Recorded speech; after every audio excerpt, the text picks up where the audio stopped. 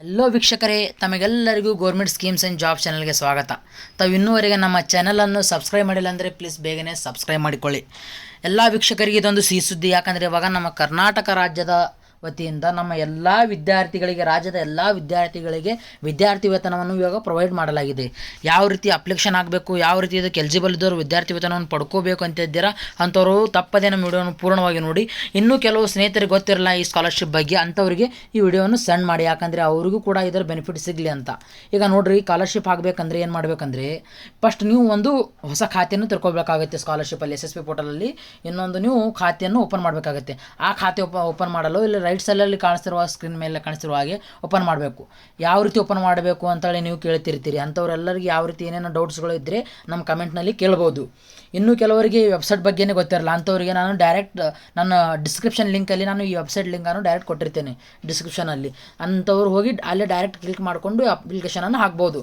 ಈಗ first apply ಯಾವ ರೀತಿ ಮಾಡಬೇಕು ಅಂದರೆ, ಇಲ್ಲಿ ಹೊಸ ಖಾತೆ ಸೃಷ್ಟಿಸಲು ಇಲ್ಲಿ ಕ್ಲಿಕ್ ಮಾಡಿ ಅಂತೇಳಿದೆ ಏನಲ್ಲ, ಅದ್ರ ಮೇಲೆ ಕ್ಲಿಕ್ ಮಾಡಿಕೊಂಡು ಈಗ ವೆಬ್ಸೈಟ್ ಓಪನ್ ಆಗುತ್ತೆ ಹೊಸ ಖಾತೆಯನ್ನು ಸೃಷ್ಟಿಸಲು.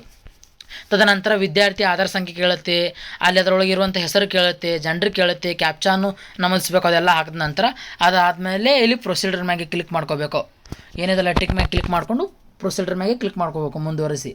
ಅದ್ರ ಮ್ಯಾಗೆ ಕ್ಲಿಕ್ ಮಾಡ್ಕೊಂಡ ನಂತರ ತಮಗೆ ಒಂದು ಮೊಬೈಲ್ಗೆ ಒಂದು SSP ಐಡಿಯನ್ನು ಅವರು ಕಳಿಸಿರ್ತಾರೆ. SSP ID ಮತ್ತು ಅದ್ರ ಜೊತೆ ಪಾಸ್ವರ್ಡ್ ಕೂಡ ಕಳಿಸಿರ್ತಾರೆ, ನೀವು ಹಾಕಿರುವಂಥ ಪಾಸ್ವರ್ಡ್.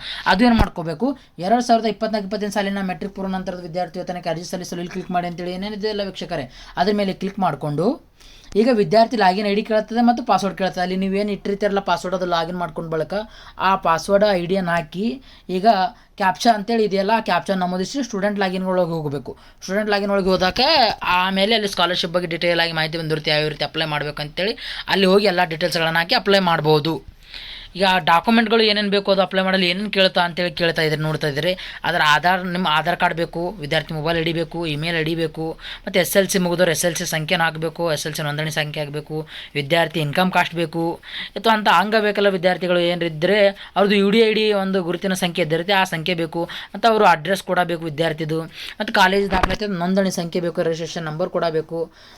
ಈ ರೀತಿ ವಿವರಗಳು ಕೇಳಿರ್ತಾರೆ. ಲಾಸ್ಟಲ್ಲಿ ಹಾಸ್ಟೆಲ್ ವಿವರಗಳು ಕೇಳಿರ್ತಾರೆ, ಒಂದು ಹಾಸ್ಟೆಲ್ ಆಗಿದೆಯೋ ಅಥವಾ ಇಲ್ಲವೋ, ಎಸ್ ಆರ್ ನೋ ಅಂತೇಳಿ ಇದಿರುತ್ತೆ. ಅದ್ರಲ್ಲಿ ಆಗಿದ್ದವರು ಎಸ್ ಅಂತ ಹಾಕಿ, ಇಲ್ಲ ಅಂದರೆ ನೋ ಅಂತೇಳಿ ಹಾಕಿ, ನಿಮ್ಮ ಹಾಸ್ಟೆಲ್ ಆಗಿದ್ದರೆ ಹಾಕ್ಬಿಡಿ. ಅದ ನಂತರ ಕೆಳಗೆ ಸಬ್ಮಿಟ್ ಅಪ್ಲಿಕೇಶನ್ ಬಂದಿರುತ್ತೆ, ಪ್ರಿವ್ಯೂ ಆ್ಯಂಡ್ ಸಬ್ಮಿಟ್. ಪ್ರಿವ್ಯೂ ನೋಡಿಕೊಂಡು ಎಲ್ಲ ಸಬ್ಮಿಟ್ ಮಾಡ್ಕೊಬಿಡ್ರಿ. ಸಬ್ಮಿಟ್ ಮಾಡಿಬಿಟ್ರೆ ಮುಗಿದೋಯ್ತು. ಈಗ ಇವುಗಳಿಗೆ ಯಾವುದಾದ್ರೂ ನಿಮಗೆ ಹೆಚ್ಚಿನ ಮಾಹಿತಿಗಾಗಿ ಕಾಂಟ್ಯಾಕ್ಟ್ ಬೇಕಾಗಿತ್ತು, ಅಪ್ಲಿಕೇಶನಲ್ಲಿ ಏನಾದರೂ ಎರರ್ ಬರ್ತಿತ್ತು, ಹಂಗೆ ಏನಾದರೂ ಅನಿಸಿದರೆ ಇಲ್ಲಿ ನೋಡ್ಬೋದು. ಸಮಾಜ ಕಲ್ಯಾಣ ಇಲಾಖೆ ವಿದ್ಯಾರ್ಥಿಗಳು ಈ ನಂಬರ್ ಕಾಂಟ್ಯಾಕ್ಟ್ ಲಿಸ್ಟ್ ಇದೆ, ಮತ್ತು ಪರಿಶಿಷ್ಟ ಪಂಗಡಗಳ ಕಲ್ಯಾಣ ಇಲಾಖೆ ಅವರಿಗೂ ಸಪ್ರೇಟ್, ಹಿಂದುಳಿದ ವರ್ಗಗಳ ಕಲ್ಯಾಣ ಇಲಾಖೆ, ಮೈನಾರಿಟೀಸ್ ವಿದ್ಯಾರ್ಥಿಗಳಿಗೆ, ಕೃಷಿ ಇಲಾಖೆದವರಿಗೆ ತಮ್ಮ ಕುಟುಂಬ ID ಕೂಡ ಕೇಳ್ತಾ ಇರುತ್ತೆ. ಕುಟುಂಬ ID ಒಳಗೆ ಏನಾದರೂ ಸಮಸ್ಯೆ ಬಂದರೆ ಇವು ಕಾಂಟ್ಯಾಕ್ಟ್ ನಂಬರ್ಗೆ ಕಾಂಟ್ಯಾಕ್ಟ್ ಮಾಡಿಕೊಂಡು ತಾವು ಇದರ ಬಗ್ಗೆ ಇನ್ನಷ್ಟು ಹೆಚ್ಚಿನ ಇನ್ಫಾರ್ಮೇಷನ್ ತೊಗೋಬೋದು. ಆದರೂ ನಿಮಗೆ ಏನಾದರೂ ಹೆಚ್ಚು ಕಡಿಮೆ ಇನ್ಫಾರ್ಮೇಷನ್ ಬೇಕಾದರೆ ನಮ್ಮ ಡಿಸ್ಕ್ರಿಪ್ಷನಲ್ಲಿ ಅಥವಾ ಇದರಲ್ಲಿ ಕಮೆಂಟ್ ಬಾಕ್ಸಲ್ಲಿ ಕಮೆಂಟ್ ಮಾಡ್ಬೋದು. ನಿಮಗೆ ನಾವು ಎಲ್ಲ ಪ್ರೊವೈಡ್ ಮಾಡಿಕೊಡ್ತೀವಿ, ಎಲ್ಲವನ್ನು ಹೇಳ್ಕೊಡ್ತೀವಿ. ಸೊ ಇವಾಗ ಅಪ್ಲಿಕೇಶನ್ಗಳು ಬೇಗ ಸ್ಟಾರ್ಟ್ ಆಗಿವೆ, ಬೇಗ ಹಾಕಿ.